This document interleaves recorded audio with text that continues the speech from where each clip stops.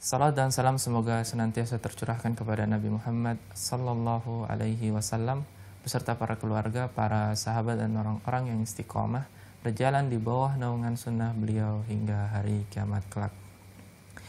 Taib para pemirsa Ahsan TV, senang sekali kita ketemu lagi dalam acara kita yaitu kajian Islam ilmiah bersama Ustadz kita, guru kita yaitu Ustadz Abu Fairuz Ahmad Ridwan LC hafizahullahu ta'ala, yaitu dalam pembahasan kitab Syarhus Sunnah, buah karya dari Al-Imam Al-Barbahari rahimahullah. Dan seperti biasa, kami mengajak para pemirsa Ahsan TV bagi yang ingin berinteraktif secara langsung bisa melalui telepon 081190079912 ataupun bagi para pemirsa yang ingin melayangkan pertanyaannya melalui WhatsApp atau pesan singkat bisa melayangkan pertanyaannya di nomor 081190079913. Dan insya Allah pertanyaan-pertanyaan Anda akan kami bacakan setelah Ustadz menuntaskan pembahasan pada pagi hari ini. Dan kami harapkan juga pertanyaan-pertanyaan Anda bisa disesuaikan dengan pembahasan kita pada pagi hari ini. Taib, tanpa memperpanjang waktu lagi, kita sapa terlebih dahulu Ustadz kita. Assalamualaikum warahmatullahi wabarakatuh, Ustadz. Waalaikumsalam warahmatullahi wabarakatuh, akhi. Bagaimana kabarnya, Ustadz? Keluarga, Ustadz? Alhamdulillah, insyaallah kami semua sehat-sehat. Alhamdulillah, Alhamdulillah. Ustadz, semoga Allah bisa mempermudah acara kita pada pagi hari ini, Ustadz. Ustadz, kami persilakan Ustadz untuk memulai pembahasan pada pagi hari ini, Ustadz. Tafadhol masykuran. Bismillahirrahmanirrahim. Alhamdulillahirabbil alamin. Iyyahu na'budu wa iyyahu nasta'in. Wa nusalli wa nusallimu ala abdihi wa rasulih Muhammadin wa ala alihi wa sahbihi ajma'in. Amma ba'du, rabbi shrah li sadri wa yassir li amri wahlul 'uqdatam min lisani yafqahu qawli. Rabbi zidni ilma warzuqni fahma wa amalan mutaqabbala. Allahumma ya hayyu ya qayyum bi rahmatika astaghitsu aslih li sya'ni kullah wa la takilni ila nafsi tarfata ain. Para pemirsa Ahsan TV di rumah dimanapun Anda berada, alhamdulillah senang sekali hari ini kembali dapat kita melanjutkan pembahasan kitab kitab Syarhus Sunnah karya Al-Imam Al-Barbahari rahimahullah. Pada hari ini kita akan mulai daripada pembahasan poin yang ke-152 tentang pembunuhan Utsman. Bagaimana Utsman itu terbunuh? Berkata Al-Imam Al-Barbahari rahimahullah, wa ta'allama anna Utsman bin Affan qutila madluman wa man qatalahu kana zalima. Antara prinsip Ahlussunnah, tidaklah engkau tahu, tidaklah engkau meyakini bahwasanya Utsman itu terbunuh dalam keadaan terzalimi, dan pembunuh Utsman adalah orang-orang yang zalim. Para pemirsa yang dimuliakan oleh Allah,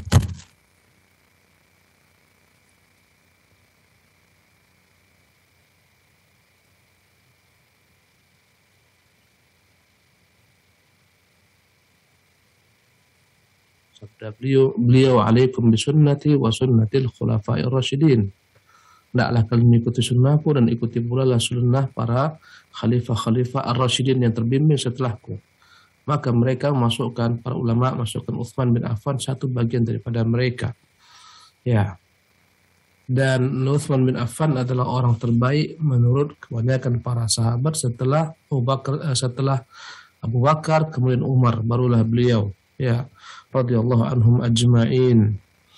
Setelah wafatnya Umar bin Khattab, Umar radhiyallahu anhu Allah memerintahkan 6 orang dari sahabat-sahabat Nabi yang mulia sallallahu ashabul masyurah, ahlul halli wal aqdi, untuk memilih siapa yang menjadi khalifah setelah Umar.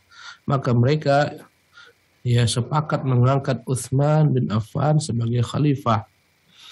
Dan ketika beliau menjabat sebagai khalifah, banyak sekali kemajuan-kemajuan dicapai oleh beliau radhiyallahu anhu warḍah, dari penaklukan semakin meluas, kemudian semakin berjaya kaum muslimin, semakin makmur negeri-negeri kaum muslimin. Ya, kemudian datanglah seorang laki-laki dari Yaman yang bernama Abdullah bin Saba yang asalnya adalah Yahudi. Dia berpura-pura masuk Islam, dia datang ke kota Madinah dan dia mulai menyebarkan isu-isu yang hoax, fitnah, dusta tentang Uthman bin Affan. Bahwasanya dia adalah khalifah yang zalim. Uthman bin Affan, ya, khalifah yang mendahulukan kepentingan dirinya, pribadinya, golongannya, kerabatnya. Ya, maka tersebarlah isu-isu Uthman itu nepotisme. Uthman memilih kerabat-kerabatnya. Ya. Kemudian juga muncul isu-isu lain bahwasanya Uthman itu korup, mengambil baitul mal, harta harta kaum muslimin untuk dibagi-bagikan kepada keluarga dekatnya. Ya, jadi ada isu nepotisme, ada isu korup, disebarkan. Ya. Padahal kita ketahui Uthman bin Affan adalah orang yang dijamin Nabi SAW dengan surga. Ya, tak akan mungkin orang yang dijamin surga ini berbuat kezaliman semacam itu. Ya, suatu hari Abu Musa al-Asy'ari radhiyallahu anhu berkata, tatkala aku bersama Rasulullah dalam satu kebun di kota Madinah, dan Nabi SAW ya beristirahat di sana, bersandar di atas tongkat yang dia jadikan sebagai sandaran, ya, antara perigi dan antara satu tempat di sana, maka tiba-tiba pintu kebun itu diketuk. Kata Nabi, iftah, bukakan pintu kepada orang yang mengetuk tersebut, pintu kebun, ubasyirhu bil jannah. Ya, beritahukanlah kepada yang masuk itu baginya surga. Qala fa idza Abu Bakrin, kata Abu Musa, kubukakan pintu, ternyata dialah Abu Bakar. Ya, fa fatahtu lahu wa basyartuhu bil jannah. Kubukakan pintu baginya dan kuberitahukan bahwa dia adalah penghuni surga. Ya. Qala thumma istaftaha rajulun akhar, tak lama setelah itu pintu kembali diketuk. Maka Nabi mengatakan, iftah wa basyirhu bil jannah, bukakan pintu, beritahukan yang akan masuk ini dia adalah penghuni surga. Qala fadhhabtu fa idza huwa Umar, maka kubuka pintu, kulihat ternyata dialah Umar. Fa fatahtu lahu wa basyartuhu bil jannah, maka kubukakan baginya pintu, kuberitahukan dia berita gembira dengan surga. Tsumma istaftaha rajulun akhar, kemudian setelah itu pintu diketuk kali ketiga oleh seorang laki-laki. Qala fajalasa an-nabiy sallallahu alaihi wasallam faqala, maka Nabi duduk sambil berkata, iftah lahu wa basyirhu bil jannati ala balwan takun, bukakanlah pintu, beritahukan dia bahwasanya dia adalah penghuni surga dan dia akan mendapatkan musibah kelak di masa akan datang. Ala balwan takunu atau ala balwan tusibuhu. Ya. Maka kubukakan pintu, kuberitahukan kepadanya dia ahli surga, dan kukatakan bahwasanya engkau nanti akan terkena ujian musibah. Ya. Dan dia hanya mengatakan Allahumma sabran wallahu musta'an. Maka hadis ini menunjukkan Uthman adalah penghuni surga. Dan Nabi memberitahukan Uthman akan menghadapi kelak musibah. Itulah musibah yang masuk ke sini, fitnah tentang beliau. Ada juga tersebar fitnah lainnya, Uthman melecehkan sebagian sahabat-sahabat Nabi. Uthman memukuli Abdullah bin Mas'ud. Disebarkan. Dan berita ini, yang hoax ini, tidak disebarkan di kota Madinah sahaja, tapi disebarkan di Kufah, disebarkan ke Basra, disebarkan ke Mesir. Ya, Uthman melecehkan sebagian sahabat-sahabat Nabi, tidak memberikan hak mereka. Intinya, berita-berita hoax tentang Uthman ini menyebar. Ya, maka ketika terjadi musim haji, ya, orang-orang berangkat haji, maka datanglah orang-orang dari Kufah, dari Basrah, dari Mesir, ya, sampai jumlahnya ribuan orang. Ada yang mengatakan 4.000 sampai 6.000 orang. Ya, mereka berpura-pura seolah-olah akan berangkat haji. Mereka singgah di Madinah, ketika Madinah kosong daripada para sahabat karena kebanyakan mereka sedang melaksanakan ibadah haji. Maka mereka mengepung rumah Uthman bin Affan. Mereka menuntut Uthman agar melepaskan dirinya dari jabatan kekhalifahan. Ya, bukan hanya sekedar mengepung rumah Utsman, mereka melarang Utsman keluar rumah. Bahkan mereka melarang Utsman untuk sholat di masjid Nabi Sallallahu Alaihi Wasallam. Bahkan mereka menghalangi Utsman untuk meminum air dari perigi yang dahulu kala di Madinah dia beli untuk kaum muslimin. Dilarang ke masjid, padahal sebagian besar masjid dibeli Utsman dengan uangnya sendiri di masa Rasulullah untuk perluasan masjid. Subhanallah. Utsman mengajak mereka untuk bicara baik-baik, mengatakan dia tidak punya sama sekali ya kepentingan dalam khilafah ini untuk dirinya dan untuk keluarganya. Dia membantah berbagai macam tuduhan-tuduhan tersebut. Ya, klimaksnya mereka menuntut agar gubernur Utsman yang ada di kota Mesir untuk diganti dengan seorang yang mereka pilih, Muhammad bin Abi Bakar. Maka Utsman pun menyetujui hal tersebut. Ya, maka Utsman memerintahkan untuk dituliskan surat agar diganti gubernur tersebut sebagaimana yang mereka inginkan.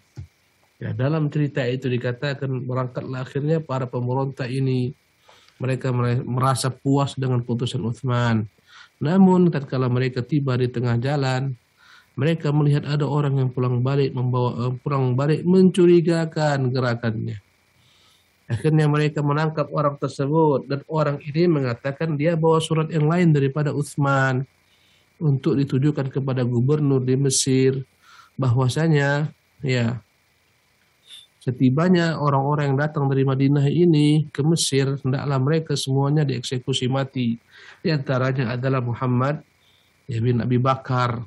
Maka mereka marah, mereka kembali ke kota Madinah berbondong-bondong mengepung Utsman sampai akhirnya Utsman pun terbunuh. Subhanallah. Dan terbunuhnya Utsman ini adalah merupakan pintu yang dengannya terbuka fitnah antara kaum muslimin sampai hari kiamat. Dan Nabi yang mulia sallallahu alaihi wasallam telah menceritakan bahwasanya pintu fitnah itu adalah Umar. Jika Umar wafat, ya, dibunuh, maka akan terbukalah pintu fitnah sampai hari kiamat. Ya, setelah Utsman terbunuh, maka kaum muslimin merasakan pahitnya fitnah tersebut sehingga pecahlah perang Siffin, pecahlah perang Jamal, dan begitulah seterusnya. Muncullah berbagai macam kelompok-kelompok dalam Islam, muncul Khawarij, muncul Syiah Rawafid, dampak daripada terbunuhnya Utsman.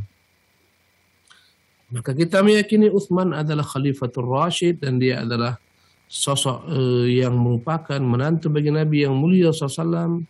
Dia menikahi dua putri Nabi bergantian. Karena itulah dia disebut dengan nama Dzu Nurain, pemilik dua cahaya. Ya, dan dia adalah sahabat Nabi yang paling banyak berinfak ketika menyiapkan pasukan pada perang Tabuk di masa Rasulullah. Subhanallah. Yang paling banyak berinfak dengan hartanya. Dan dialah yang memberi sumur di kota Madinah ketika kaum muslimin yang datang ke kota Madinah hijrah tak menemukan mata air yang cukup untuk mereka. Nabi berkata, siapa yang membeli sumur umat ini dan baginya surga? Maka Utsman membelinya. Tatkala masjid mulai menjadi ramai dan penuh, maka Nabi yang mulia kembali berkata, siapakah yang membeli rumah-rumah sekitar masjid ini untuk diperluas dan baginya surga? Utsman kembali membelinya. Dan ketika Utsman berinfak pada perang Tabuk tersebut, ya Nabi SAW bersabda di tengah sahabatnya, siapakah yang sudi untuk menyiapkan pasukan kaum muslimin pada perang Tabuk baginya surga? Dan ketika itu kondisi kaum muslimin dalam keadaan ekonomi yang sulit, berdirilah Utsman. Utsman berkata, saya ya Rasulullah, saya akan siapkan 300 ekor unta lengkap dengan semua apa-apa yang di atasnya. Kata Nabi SAW, ma dharra ma amila Utsmanu ba'da hada. Taklah bahaya lagi Utsman dengan apa yang diperbuat setelah ini. Ya. Kemudian Nabi kembali berkata, siapakah yang mau berinfak baginya surga? Tak ada sahabat memberi. Kembali Utsman berdiri mengatakan, saya ya Rasulullah, saya tambah lagi dengan 300 unta lengkap dengan apa yang ada di atasnya. Wajah Rasulullah berbinar-binar, beliau tersenyum, beliau SAW bahagia. Kembali beliau berkata, siapa yang mau berinfak untuk tentara Allah Subhanahu wa taala bagi menyambut peperangan Tabuk, baginya surga. Kembali Uthman berkata, saya Rasulullah, saya siapkan 300 unta lengkap dengan apa yang ada di atasnya. Masya Allah. Kembali Rasul mengatakan, ma dharra ma amila Uthmanu ba'da hada. Uthman tidak akan berbahaya baginya apapun dibuatnya setelah ini. Masya Allah. Banyak sekali keutamaan Uthman dalam Islam, namun orang-orang Khawarij selama-lamanya tak akan pernah rela siapapun yang menjadi penguasa meski sekali beruthman. Mereka masuk dengan paksa ke rumah Uthman bin Affan dalam keadaan membaca Quran. Mereka bunuh Uthman ketika membaca Quran. Tertumpah darah memenuhi mushaf. Subhanallah. Datang istrinya Nailah, berusaha membela sang suami istrinya tersebut. Tangannya pun mereka putus. Masya Allah. Terbunuhlah Uthman dalam keadaan terzalimi. La haula wa la quwata illa billah. Para pemirsa yang dimuliakan oleh Allah Subhanahu wa taala, kita pindah kepada poin yang ke-156. Berkata Imam Al-Barbahari rahimahullah, "Wa man lam yashhad liman syahida lahu Rasulullah sallallahu alaihi wasallam," kata beliau poin ke-153. Faman aqarra bima fi hadzal kitab wa amana bihi wattakhadhahu imaman wa lam yashukka fi harfin minhu wa lam yajhad harfan wahidan fahuwa sahibu sunnatin wa jama'atin kamilun qad kamulat fihi sunnah. Pada poin yang ke-193 berkata Al-Barbahari rahimahullah, barang siapa yang mengakui apa yang terdapat dalam kitab ini, beriman dengannya dan menjadikannya sebagai pedoman, dan dia tidak meragukan sedikit pun walaupun satu huruf apa yang tertulis dalam kitab ini, yang tidak mengingkari satu huruf pun daripada isi kitab ini, maka dia adalah sahibu sunnah. Dialah sebenar-benarnya ahlu sunnah sejati, ahlu sunnah wal jamaah, kamilun yang sempurna, qad kamulat fihi sunnah, telah sempurna dalam dirinya sunnah. Jadi beliau mengatakan yang tidak mengimani isi kitab ini berupa kaidah-kaidah ahlus sunnah wal jamaah yang didukung dengan berbagai macam argumen dan dalil, mengingkari apa yang terdapat dalam perkara-perkara asas, fondasi, usul, prinsip dalam agama ini, maka dia dianggap yang beriman dengan semua yang terdapat dalam kitab ini, dia dianggap seorang ahlu sunnah sejati, sempurna padanya sunnah. Berarti dia telah masuk ke Islam secara total. Ya ayyuhalladzina amanu dukhulu fis silmi kafatan. Wahai orang-orang beriman, masuklah ke dalam Islam secara total, secara utuh. Ya. Dari bab akidah dia mengikuti akidahnya Rasulullah. Dalam bab muamalah mengikuti muamalah Rasulullah. Dalam bab ibadah mengikuti ibadah Rasulullah, dalam bab siasah mengikuti siasah Rasulullah, dalam bab akhlak, suluk mengikuti akhlak dan suluk Rasulullah, maka dia adalah sahibu sunnah wal jamaah, adalah ahlu sunnah yang sejati, kamilun sempurna. Ya, maksudnya adalah berupa kaidah-kaidah yang terdapat dalam kitab ini yang telah disepakati oleh ulama kaum muslimin dari zaman ke zaman, didukung oleh dalil. Kebalikannya, wa man jahada harfan mimma fi hadzal kitab. Barang siapa yang mengingkari walaupun satu huruf yang terdapat dalam kitab ini berupa kaidah-kaidah yang baku, prinsip-prinsip agama yang telah final, tak bisa lagi diganggu gugat, au syakka fi harfin minhu, atau dia meragukan apa yang tertulis padanya, au syakka fihi, ragu. Ya. Secara keseluruhan terhadap apa yang terdapat dalam kitab ini, awaqafa, atau dia mengatakan saya tak tahu tak benar tak tidak isi kitab ini, fahuwa sahibu hawan, maka dia adalah pengekor hawa nafsu. Ya, ini yang ragu. Karena kaidah-kaidah yang telah disebutkan dalam kitab ini kaidah baku. Bagaimana seharusnya kita menyikapi Islam dari segala sisi? Bagaimana kita dalam menetapkan iman kepada Allah, Rasulnya, malaikat-malaikatnya, kitabnya, hari kiamat, qada dan qadar. Bagaimana kita bersikap tentang nama-nama Allah, tentang sifat-sifatnya. Ya, bagaimana kita bersikap terhadap penguasa, terhadap para sahabat, terhadap ummahatul mukminin, terhadap pelaku dosa besar. Kaidah-kaidah yang sangat prinsipil sekali. Ya, barang siapa yang ragu maka dia adalah sahibu hawan. Wa man jahada aw syakka fi harfin min al-Qur'an, barang siapa yang dia mengingkari atau ragu apa-apa yang terdapat dalam Quran, atau fi syai'in ja'an Rasulillah, atau apa yang terdapat dalam sesuatu yang dibawa Rasulullah SAW berupa sunnah, laqiyallaha ta'ala mukadziban, nanti akan berjumpa dengan Allah dalam keadaan dia mendustakan Quran dan sunnah. Ya, fattaqillaha wahdar wa ta'ahad imanaka, takutlah engkau kepada Allah, waspadalah, peganglah dan jagalah imanmu ini. Ya. Pada poin berikutnya, poin ke-154 berkata al-Barbahari, wa minas sunnati an la tu'ina ahadan ala ma'siyatillah. Di antara ajaran sunnah Rasulmu adalah engkau tidak boleh, dilarang, diharamkan membantu seorang dalam rangka bermaksiat kepada Allah. Wala ulil khairi walal khalqa ajma'in, siapapun orangnya. Ya, baik orang tersebut dianggap manusia baik, memiliki keutamaan, tapi kalau dia mengajak kepada maksiat terhadap Allah Subhanahu wa taala, bahkan seluruh makhluk ketika mengajak kita bermaksiat kepada Allah, maka tidak ada kepatuhan kepada mereka. La ta'ata li basyarin fi ma'siyatillah. Tidak pernah ada kepatuhan kepada makhluk manusia manapun dalam rangka bermaksiat kepada Allah. Wala tuhibba alaihi ahadan, jangan pernah engkau suka seorang pun bermaksiat kepada Allah Subhanahu wa taala. Walaupun kau tak membantunya bermaksiat, tapi kau menyukai dia bermaksiat, engkau dan dia sama. Wakrah dzalika kullahu lillahi tabaraka ta'ala. Kau bencilah semua perbuatan maksiat tersebut karena Allah Subhanahu wa taala. Ya, maka dalam Islam tak ada tolong-menolong dalam kemungkaran, dalam kemaksiatan, karena Allah telah menggariskan ta'awanu 'alal birri wat taqwa. Hendaklah kalian saling tolong-menolong dalam perkara-perkara kebajikan dan perkara-perkara takwa. Wala ta'awanu 'alal ismi wal 'udwan.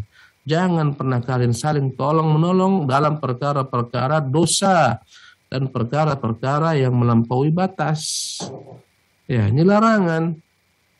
Larangan untuk tolong-menolong dalam perkara-perkara dosa dan melampaui batas. Pindah kepada poin yang ke-155, wal imanu bi anna taubata faridatun 'alal ibad. Kita wajib mengimani bahwasanya hukumnya taubat itu wajib bagi setiap hamba. An yatubu ilallah, hendaklah mereka bertaubat kembali kepada Allah dari segala macam dosa dan maksiat yang mereka lakukan. Min kabiril ma'asi wa saghiriha, harus taubat dari dosa-dosa yang besar maupun dosa-dosa yang kecil. Dan dalam Quran alangkah banyaknya ayat menyuruh kita bertaubat.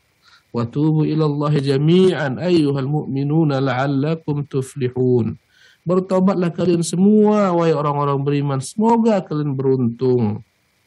Ya, Allah mengancam orang yang tak mau tobat, wa man lam yatub fa ulaika humudz zalimun. Yang tidak mau bertobat maka mereka lah orang-orang yang zalim. Maka kita diperintahkan untuk bertobat. Bahkan Nabi mengatakan orang bertobat seolah-olah tak pernah melakukan dosa tersebut. At-taibu minadz dzambi kaman la dzamba lahu. Yang taubat daripada satu dosa seolah-olah dia tidak lagi memiliki dosa tersebut. Subhanallah. Banyak ayat-ayat dalam Al-Quran. Ya ayyuhalladzina asrafu ala anfusihim la taqnatu min rahmatillah. Wahai orang-orang yang berbuat dosa melampaui batas atas dirinya sendiri, janganlah kalian berputus asa dari rahmat Allah. Innallaha yaghfirudz dzunuba jami'an. Sesungguhnya Allah mengampuni semua dosa-dosa. Wa anibu ila rabbikum wa aslimulah, berserahlah kepada Tuhan kalian, kembalilah kepadanya, pasrahlah kepadanya. Banyak ayat-ayat memerintahkan kita bertaubat, dan taubat itu tidak akan pernah Allah SWT halangi selama-lamanya. Taubat diterima kecuali telah muncul dua tanda. Yang pertama, ketika seseorang ruhnya telah tiba di kerongkongan, berhentilah ketika itu taubat. tertutup pintunya. Innallaha la yaqbalu taubatal abdi. Innallaha yaqbalu taubatal abdi ma lam yughargir. Kata Rasulullah SAW, sesungguhnya Allah akan terus-menerus menerima taubat hamba sebelum tiba ruhnya di kerongkongan. Karena itulah taubatnya Fir'aun tertolak karena dia taubat ketika ruhnya telah tiba di kerongkongan. Kata Allah, al-ana wa qad asaita qablu, sekarangkah engkau mau bertobat padahal engkau telah berbuat maksiat sebelumnya. Ini yang pertama. Yang kedua, tobat itu tertutup pintunya ketika alam telah berubah aturannya ketika matahari telah terbit dari ufuk barat. Akan datang masanya suatu hari orang-orang bangun daripada tidurnya, mereka melihat matahari terbit dari arah barat. Ketika itulah semua makhluk beriman, tetapi terlambat.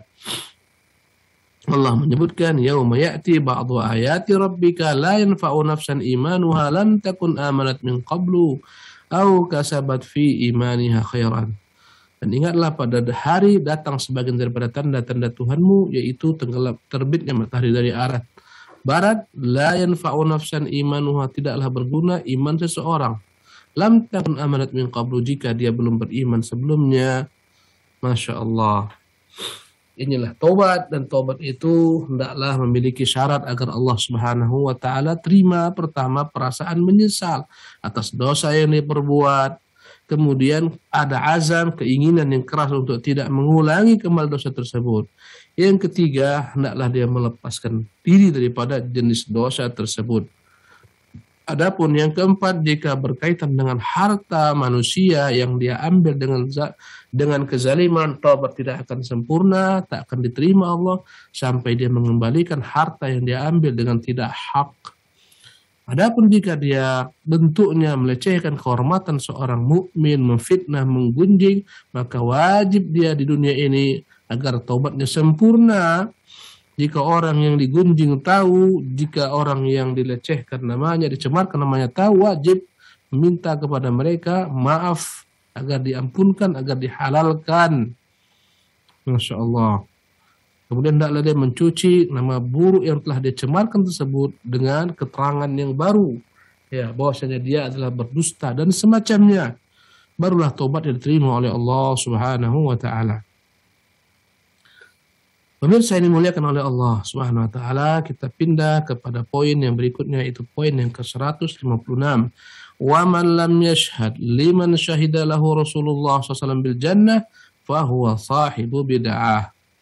Barang siapa yang tidak mau menyaksikan apa yang disaksikan Rasulullah SAW dengan para sahabat-sahabatnya bahwa mereka penghuni surga, maka dia adalah sahibu bid'ah, pelaku bid'ah, wa dhalalah, orang yang tersesat. Syakun fima qala Rasulullah, dialah yang telah meragukan perkataan Rasulullah. Kaum Rafidah contohnya. Bagaimana mungkin agama mereka itu benar, padahal agama mereka dibangun di atas kebencian kepada para sahabat Rasulullah, yang mereka dijamin masuk surga. Betapa bencinya mereka kepada Abu Bakar, kepada Umar, kepada Utsman, padahal tiga-tiga orang ini adalah merupakan orang-orang dijamin surga. Berkata Rasulullah, Abu Bakar di surga, Umar di surga, Utsman di surga, Ali di surga, Talha di surga, Abdurrahman di surga, dan seterusnya. Ya. Bahkan di antara orang-orang Rafidhah Syiah ini ada yang mengatakan, saya tidak mau memasuki surga yang di sana ada Umar. Subhanallah, sekiranya saya masuk surga di sana ada Umar, lebih baik saya keluar. Allahu Akbar. Ini ungkapan-ungkapan yang menunjukkan bagaimana sesatnya agama mereka. Ini membangun agama di atas kebencian dengan para sahabat. Subhanallah.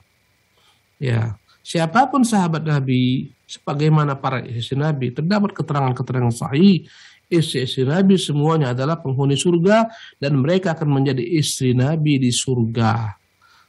Tapi kaum Rafidah tetap meyakini Bunda Aisyah itu berzina, berselingkuh.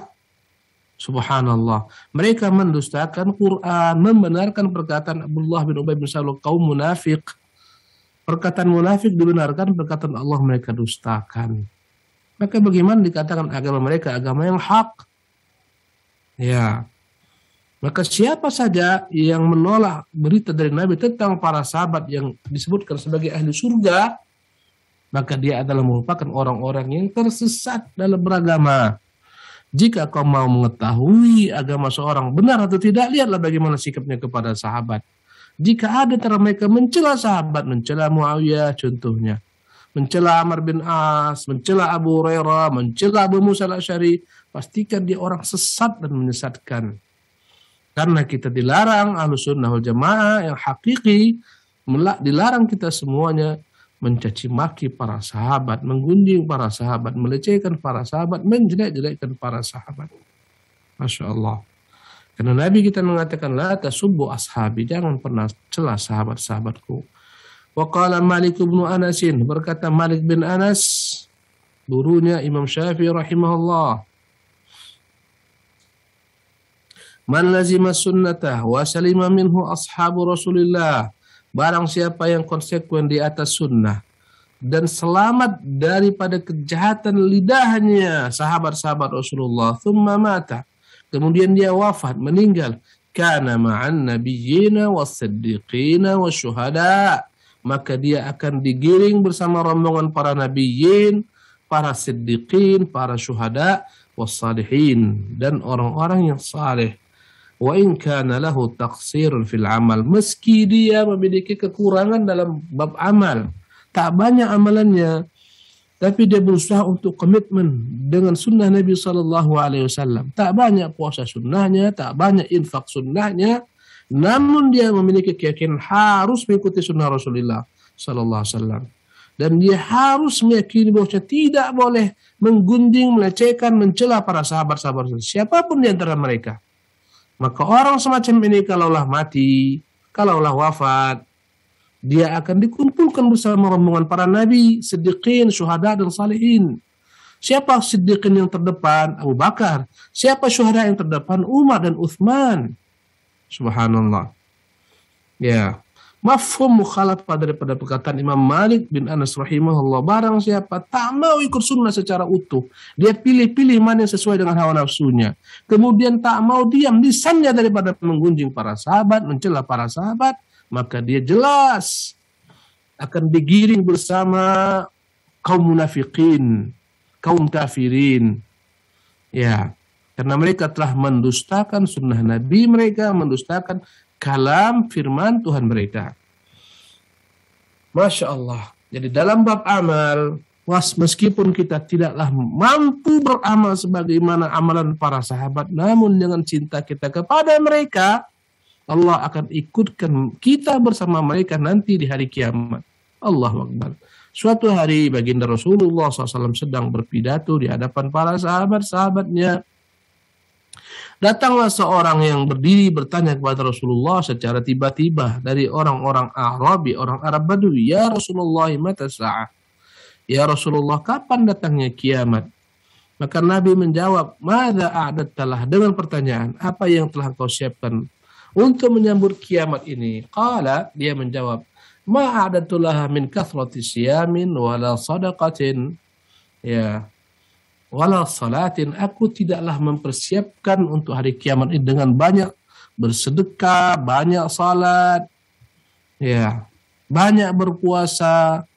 Aku tak banyak salatku, tak banyak puasaku, tak banyak sedekahku, walakinni uhibbullaha wa rasulahu. Namun ya Rasulullah, sungguh benar-benar aku cinta kepada Allah dan Rasulnya. Maka berkata Rasulullah, anta ma'aman tuhibbu yaumal qiyamah. Engkau akan dibangkitkan bersama orang yang kau cintai di hari kiamat. Lihatlah bagaimana orang Arab baru ini mengatakan, ya Rasulullah, ya, aku tak banyak sholat sebagaimana kalian, tak banyak puasa, tak banyak berinfak, namun aku punya cinta kepada kalian, kepada Allah dan Rasulnya. Nabi mengatakan, engkau akan digiring bersama orang yang kau cintai. Berkata Anas, tidak pernah para sahabat bergembira mendengarkan hadis-hadis sebagaimana gembiranya mereka mendengarkan hadis Nabi ini. Kata Anas, saksikanlah wahai kaum muslimin, aku mencintai Rasulullah, mencintai Abu Bakar, mencintai Umar, meski aku tak pernah mampu beramal sebagaimana amalan mereka. Masya Allah. Inilah indahnya akidah yang tertanam dalam hati. Meski kita terkadang tak mampu menyempurnakan amalan sebagaimana mereka, dengan akidah ini, dengan kecintaan kepada mereka, Allah akan giring kita dengan mereka. Masya Allah. Wa qala Bishr bin Harith, berkata Bishr ibn al-Harith. Ya. Bishr bin Harith bin Abdurrahman Abu Nasr Az-Zahid al-Ma'ruf, orang terkenal yang kezuhudannya. Ya. Dia berkata, wafat pada tahun 227. Al-Islamu huwas sunnah. Was sunnatu hiyal Islam. Islam itu hakikatnya adalah pengamalan sunnah. Sunnah yang diamalkan itu hakikatnya itulah dia Islam sendiri. Maka tak dapat dipisah-pisahkan antara Islam dan sunnah. Ya, al-Islam huwas sunnah. Islam itu adalah jalan Rasulullah SAW. Ya, mengikuti jalan Rasulullah, berarti dia telah berislam secara kafah total. Ya. Wa sunnatu hil Islam, orang yang telah mengikuti jalan Rasulullah dialah yang telah berislam secara kafah, secara total. Masya Allah. Jadi jangan dipisah-pisahkan antara Islam dan sunnah. Siapa yang mengaku beragama Islam, ikutilah cara beragama Rasulullah. Itu namanya sunnah. Dalam bab akidah, ikuti bagaimana akidah Rasulullah dan para sahabat tentang nama-nama sifat-sifatnya. Ketika mereka menetapkan apa yang ditetapkan bagi dirinya dalam nama-namanya, sifat-sifatnya, tetapkanlah pula. Ya, inilah sunnah cara Rasulullah dalam berakidah. Dia akan selisihi. Ya, di dalam segala perkara, Islam yang hakiki adalah Islam yang benar-benar menerapkan sunnah yang ditinggalkan Rasulullah SAW. Siapa yang menerapkan sunnah tersebut, dialah telah berislam secara hakiki pula. Qala Fudail bin Iyad, berkata Fudail bin Iyad, idza ra'aita rajulan min ahli sunnah, jika engkau melihat seorang dari ahlu sunnah, faka'annama ara rajulan, idza ra'aitu rajulan min ahli sunnah, kata Fudail bin Iyad, jika aku melihat seseorang dari ahlu sunnah yang beragamanya mengikuti cara beragama Rasulullah, para sahabat, para tabi'in, salatnya, puasanya, zakatnya, zikirnya, akidahnya, muamalahnya, semua diikuti. Kata beliau, faka'annama ara rajulan min ashabi Rasulillah, seolah-olah aku sedang melihat seorang laki-laki dari sahabat Rasulullah. Subhanallah. Karena sahabat Rasulullah mereka lah yang telah mengamalkan sunnah Nabi secara utuh. Jika kau lihat ada seseorang mengikuti Rasulullah secara utuh, seolah-olah kau melihat sahabat Rasulullah. Wa idza ra'aita rajulan min ahlil bid'ah, bila kamu melihat ada seseorang laki-laki ahlu bid'ah yang selalu menyelisih Rasulullah, menyelisih Rasul dalam akidahnya, menyelisih Rasul dalam bab ibadahnya, dalam zikirnya, muamalatnya, faka'annama ara rajulan minal munafiqin, seolah-olah aku melihat seorang laki-laki dari kaum munafik. Masya Allah. Siapapun yang kau lihat di atas sunnah, seolah-olah engkau melihat sahabat-sahabat Nabi yang hidup, berjalan di muka bumi dengan mengamalkan sunnah. Siapapun yang kau lihat orang, meski dia dianggap oleh manusia sebagai da'i, sebagai ustadz yang terkenal, tapi menyeru kepada bid'ah, seolah-olah engkau sedang melihat seorang munafik. Dan ciri-ciri munafik jelas. Al-Quran menyebutkan. Ya. Wa idza ra'aitahum tu'jibuka ajsamuhum wa in yaqulu tasma' liqaulihim. Kalau ngomong engkau akan terpedaya. Kau munafik orator, alimul lisan, pintar dalam berbicara, itu ciri-ciri munafik. Ya. Namun hakikatnya mereka mendustakan Rasulullah, mendustakan sunnahnya. Maka siapa yang kau lihat daripada ahlu bid'ah, maka engkau bagikan mirip seorang munafik yang hidup di masa Rasulullah sallallahu alaihi wasallam.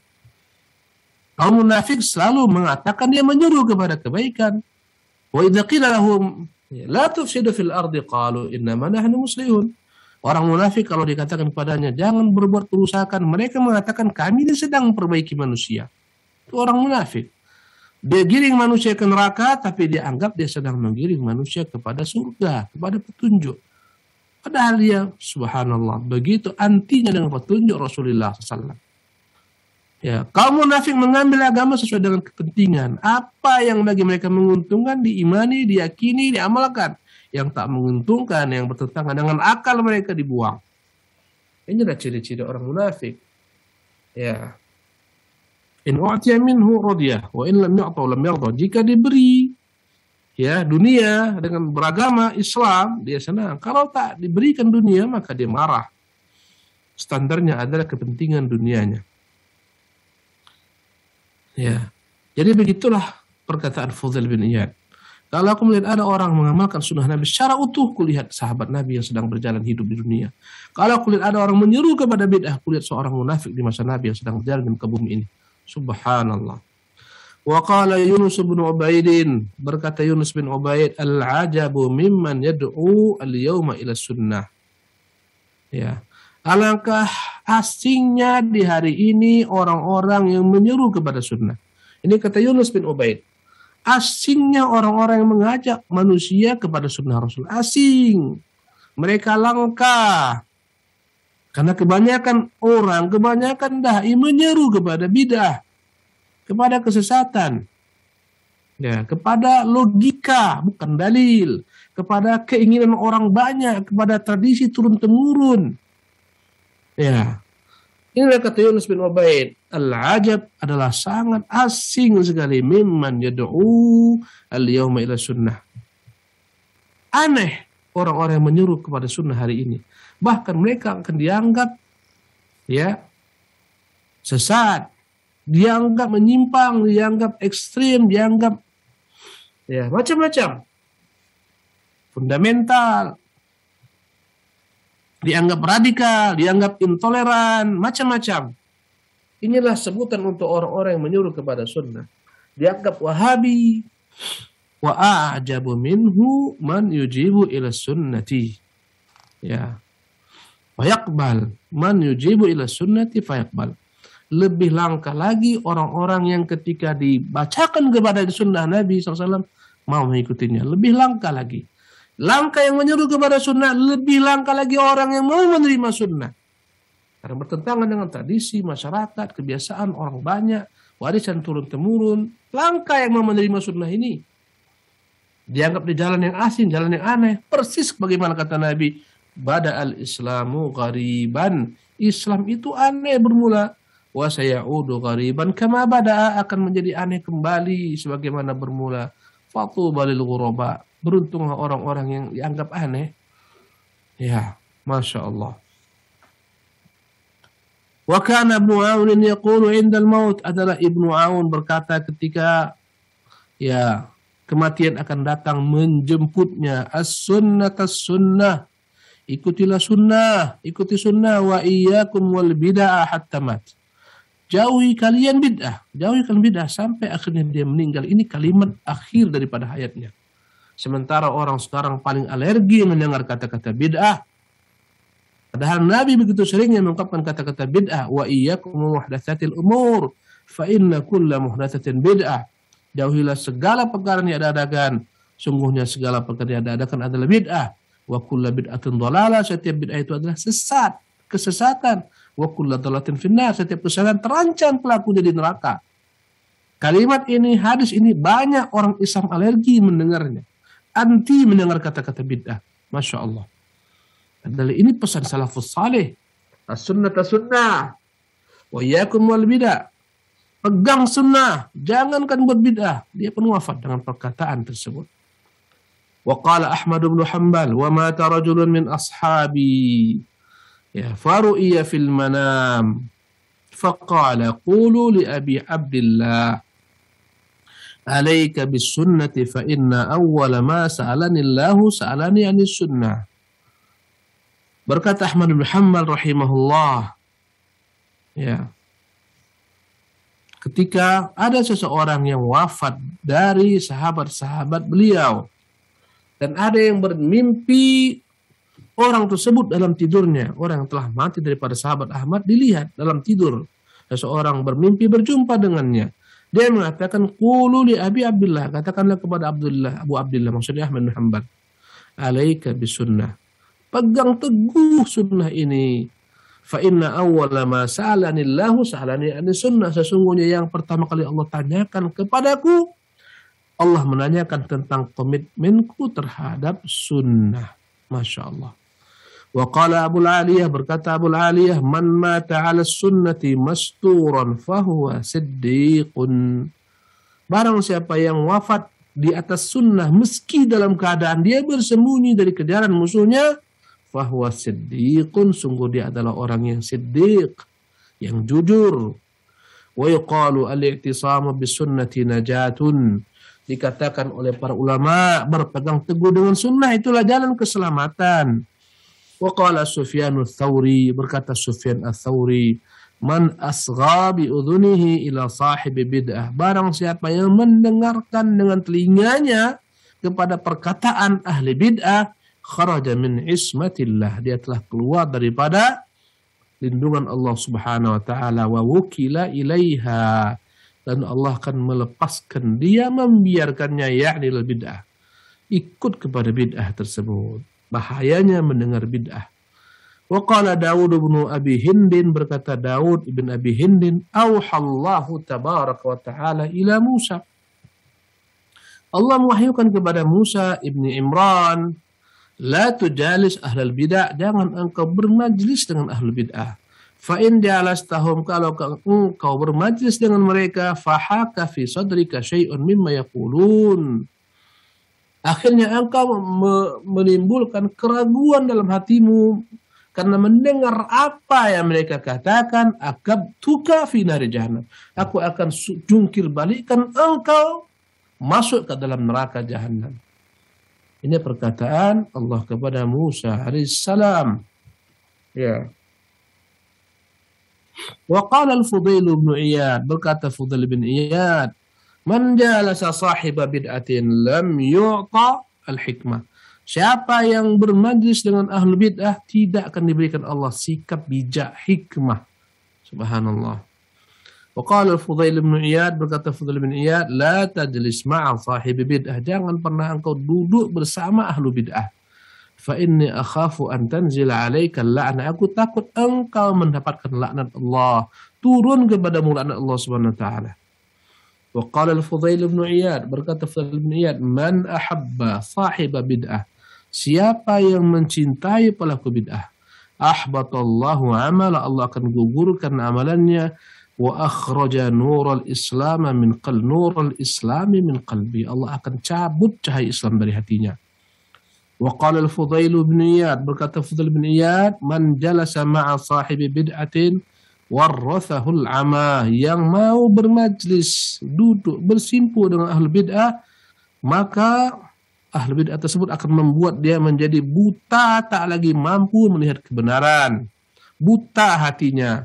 Wa qala al-Fudail bin Iyad, berkata Fudail bin Iyad, idza ra'aita sahiba bid'atin fi tariqin fajuz fi tariqin ghairi, jika engkau melihat ada ahlul bid'ah di tengah jalan, engkau khawatir berjumpa dengannya, dia menyesatkan engkau, cari jalan lain, hindari dia. Subhanallah.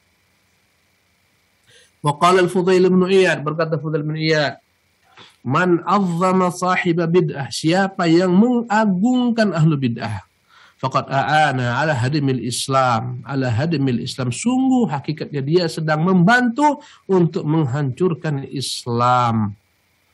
Yang mengagungkan, memberikan kemuliaan, penghormatan kepada ahlu sunnah, maka hakikatnya dia sedang menghancurkan Islam. Wa man tabassama fi wajhi mubtadi'in, yang tersenyum di hadapan wajah seorang ahlu bid'ah, faqad istakhaffa bima anzalallah, berarti dia telah menganggap ringan, meremehkan apa Allah turunkan ala Muhammad, berupa wahyu kepada Muhammad SAW.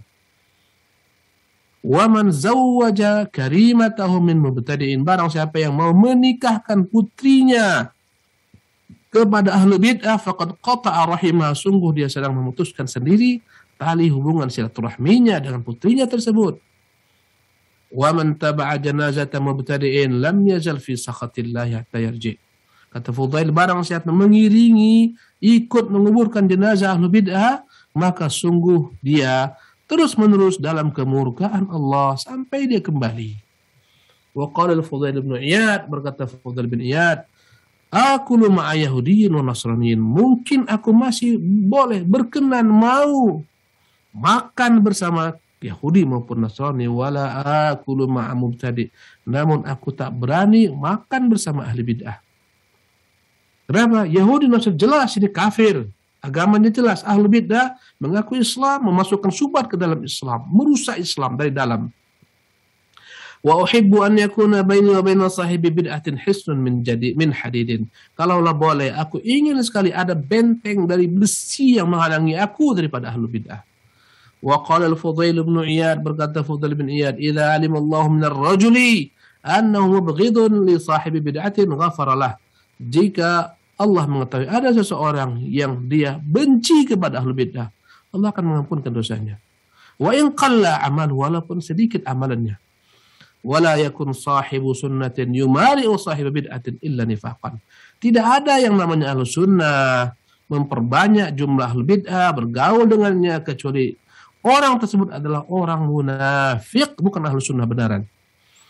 Wa man a'rada biwajhihi an sahibi bid'ah, barang siapa yang malingkan wajahnya dari sahibu bid'ah, mala Allahu qalbahu imanan, Allah akan memberikan hatinya penuh dengan iman. Ya. Jadi harus kita berusaha menjauh. Dan sekarang tentunya bid'ah disebarkan melalui jejaring sosial, melalui YouTube. Jangan pernah kau buka, kau nikmati perkataan mereka. Subhanallah. Apabila kau setiap tanpa mereka, kau seketika tutup, kau cari yang lain, kau cari yang sunnah, Allah akan isi hatimu dengan keimanan. Wa man intahara sahiba bid'atin amanahu Allah yaumal faza'il akbar. Barang siapa yang bersikap keras terhadap ahli bid'ah, Allah akan berikan dia keamanan di hari kiamat. Dari huru-hara hari kiamat yang begitu dahsyatnya. Wa man ahana sahiba bid'atin rafa'ahu Allah fil jannah mi'ata darajah. Barang siapa yang menghinakan ahli bid'ah, Allah akan angkat derajatnya 100 derajat di surga. Fala takun tuhibba sahiba bid'atin fillahi abada. Jangan pernah engkau selama-lamanya menyintai ahli bid'ah. Semuanya kebenci karena Allah Subhanahu wa taala. Pemirsa yang dimuliakan oleh Allah Subhanahu wa taala, demikianlah pembahasan kita pada hari ini, dan dengan apa yang kita bacakan pada hari ini, kita telah menyelesaikan kitab yang ditulis oleh Imam Al-Barbahari rahimahullahu rahmatan wasi'atan. Insyaallah taala di minggu yang akan datang kita akan membahas kitab-kitab lainnya. Wassallallahu wasallam wa barak ala abdihi wa rasulih Muhammadin wa sallallahu wasallam ala nabiyina Muhammadin wa alihi wa sahbihi. Wassalamualaikum warahmatullahi wabarakatuh. Jazakumullah khairan kepada Ustadz atas ilmu yang sudah diberikan selama ini, dan mudah-mudahan apa yang sudah diberikan juga bisa memberikan manfaat bagi kita semua. Dan selanjutnya itulah tadi pembahasan kita pada kitab Syarhus Sunnah dari poin 152 sampai poin ke terakhir, yaitu poin 156 dengan tema sikap Ahlus Sunnah kepada para sahabat. Tapi para pemirsa Ahsan TV, tibalah saatnya kita masuk ke sesi selanjutnya, yaitu sesi tanya jawab. Dan kami memberikan kesempatan bagi para pemirsa Ahsan TV, bagi yang ingin berinteraksi secara langsung, bisa melalui nomor 081190079112, ataupun bagi para pemirsa yang ingin bertanya melalui pesan singkat atau WhatsApp bisa melalui nomor 081190079113. Tapi Ustaz, sepertinya sudah ada penelpon yang masuk, kita angkat terlebih dahulu. Halo, assalamualaikum. Waalaikumsalam. Dengan siapa dan dari mana, Bu? Dengan hamba Allah. Ya, silakan. Iya, silakan pertanyaannya, Bu. Barakallahu fiik. Ini pertanyaannya, Ustaz. Nah, ini di luar tema, Ustaz. Pertanyaannya Ya, silakan. mengenai tradisi yang menurut saya itu kan ada pernikahan, kalau setiap kan butuhkan biaya yang banyak. Nah, maksudnya itu mengadakannya seperti kan gitu, Ustaz. Kalau tangan gitu catat gitu. Nanti kalau lain ada lagi nanti akan seperti membayar utang, Ustaz. Jadi seperti apa caranya seperti ini. Mohon maaf, Bu, bisa diulang pertanyaannya, Bu? Agak putus-putus tadi. Mengenai pernikahan Ustadz itu kan banyak gitu. Jadinya kita itu tradisinya pernikahan Ustadz. Kalau yang pesta dua orang-orang yang dicatat Ustadz. Nah ketika undangan ke kita mengadakan pesta, kita membaik arisan itu bergantian nanti juga itu isinya seperti arisan. Bagaimana cara membaiki seperti itu? Karena Mohon maaf, saya tidak mendengar dengan jelas pertanyaan Ibu. Kalau dapat diringkas, disimpulkan. Di lingkungan kita Pertanyaannya agak terputus-putus, Bu. Bisa disingkat atau mungkin bisa melalui pesan singkat yang sudah disediakan. Barakallahu. Iya. Wafikum barakallah.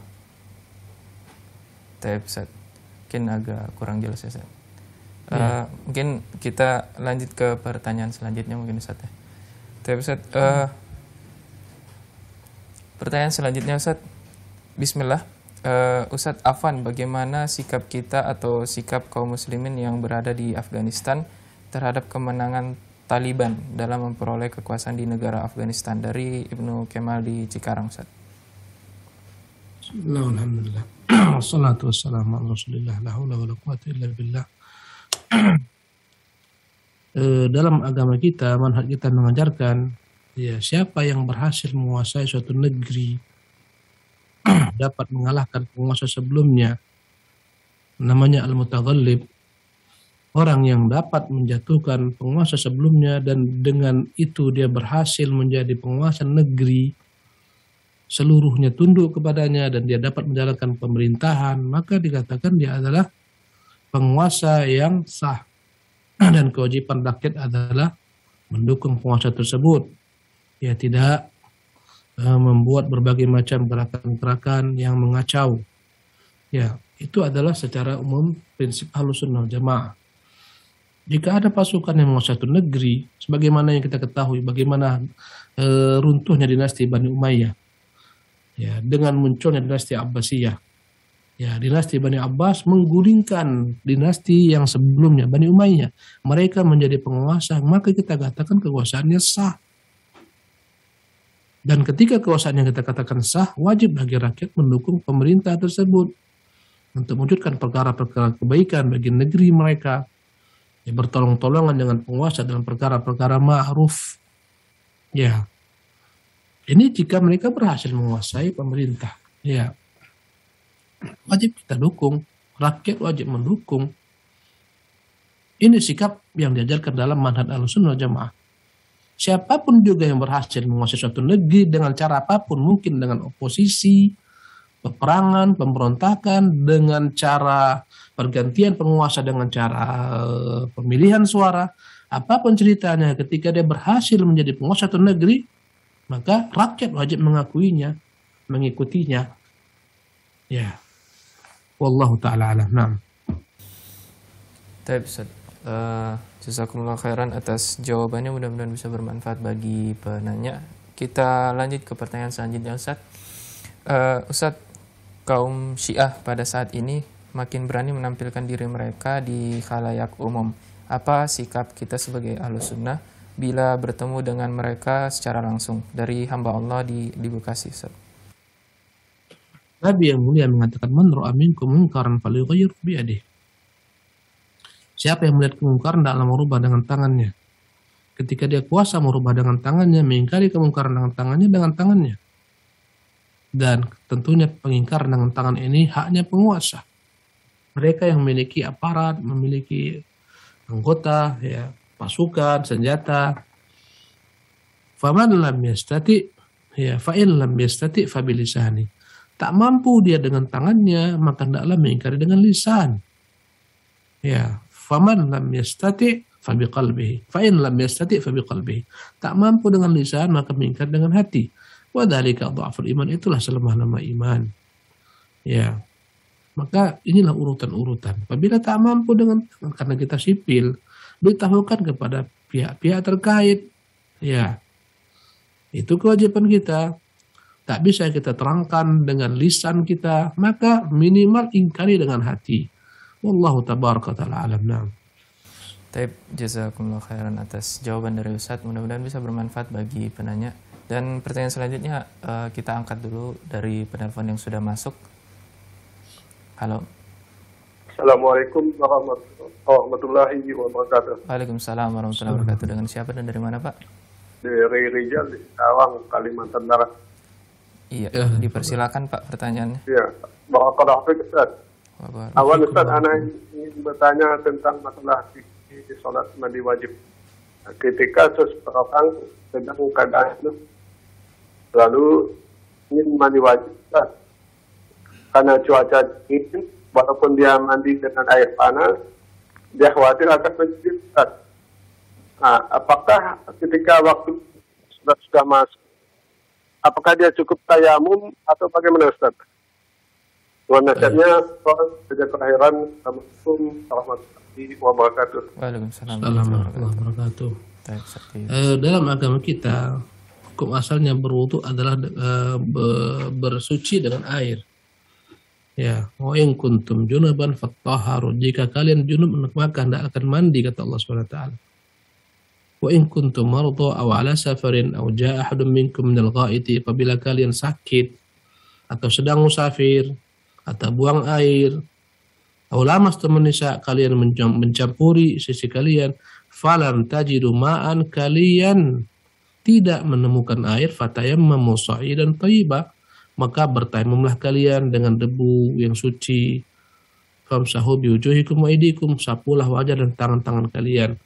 Maka tayamum dikerjakan ketika seorang tidak memiliki air atau dia tak mampu menggunakan air karena sakit.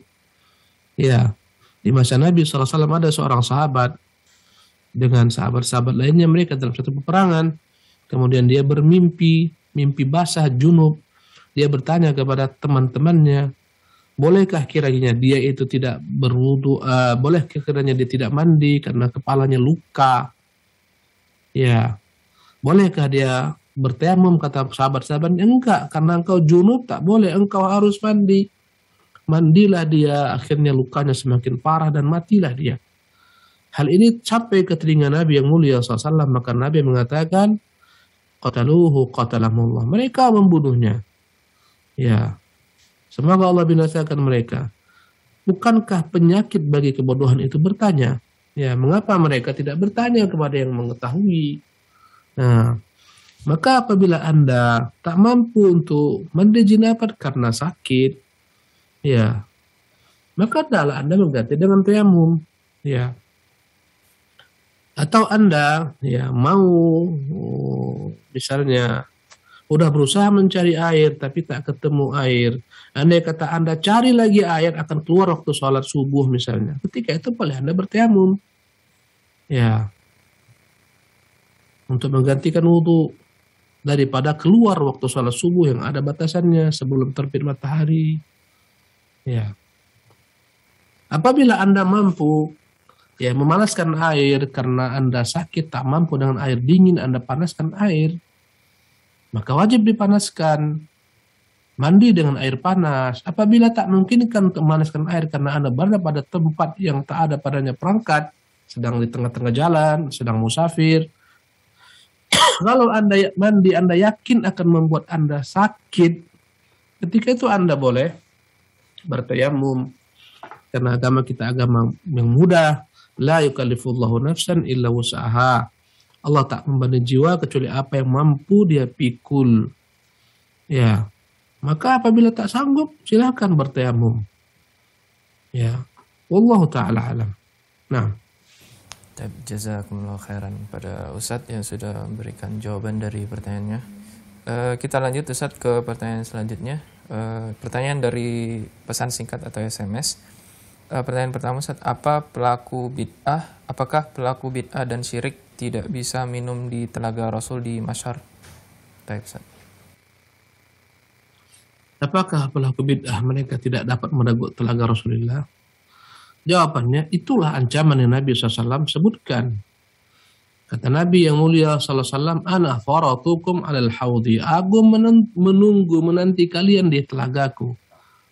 Maka datangkan dengan satu kaum, mereka mendekat ke telagaku. Tatkala mereka ingin merebut daripada telagaku, mereka dihalau, mereka dijauhkan. Maka aku katakan, ummati ummati atau ashabi ashabi, ya Allah, mereka itu umatku, mereka itu sahabat-sahabatku. Maka dikatakan kepada Nabi, innaka la tadri ma ahdatsu ba'daka. Engkau tak tahu apa yang mereka buat setelahmu, apa yang mereka ada-adakan setelahmu, apa yang mereka masukkan ke dalam agama yang bukan dari agama setelahmu. Maka Nabi mengatakan, suhkan bu'dan. Jauhlah kalian, celakalah kalian daripada rahmat Allah Subhanahu wa taala. Ini hadis adalah al-wa'id, ancaman terhadap pelaku bid'ah, tidak akan meregut telaga Rasulullah SAW. Maka itulah penjelasan dari Nabi yang mulia Sallallahu Alaihi Wasallam. Ini hukum secara umum. Adapun hukum per individu tidak seperti itu, diserahkan kepada Allah Subhanahu Wa Taala. Nah, Taib, jazakumullah khairan pada Ustadz yang sudah memberikan jawaban-jawaban dari pertanyaan-pertanyaan yang sudah dilemparkan pada pertemuan kita pada pagi hari ini. Dan itulah tadi pertanyaan terakhir juga Ustadz dari pertemuan kita. Dan sebelum kita menutup Ustadz, mungkin ada beberapa ikhtitam dari Ustadz.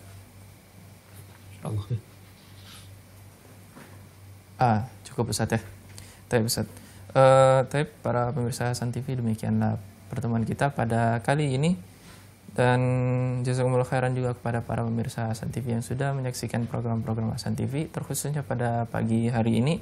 Dan bagi para pemirsa yang tidak sempat untuk menyaksikan program-program Hasan TV, bisa menyaksikan di media-media yang lain, yaitu bisa melalui Facebook atau YouTube, tentu saja setelah melalui proses editing. Dan kami mohon maaf juga kepada para pemirsa yang sudah memberikan pertanyaannya. Karena keterbatasan waktu, kami belum sempat membacakan semua pertanyaan yang sudah dilemparkan ke kita. Dan terakhir, kami selaku kru yang bertugas mohon maaf apabila ada kesalahan pada pertemuan pada kali ini. Dan kita tutup pertemuan kita pada pagi hari ini dengan doa kafaratul majelis.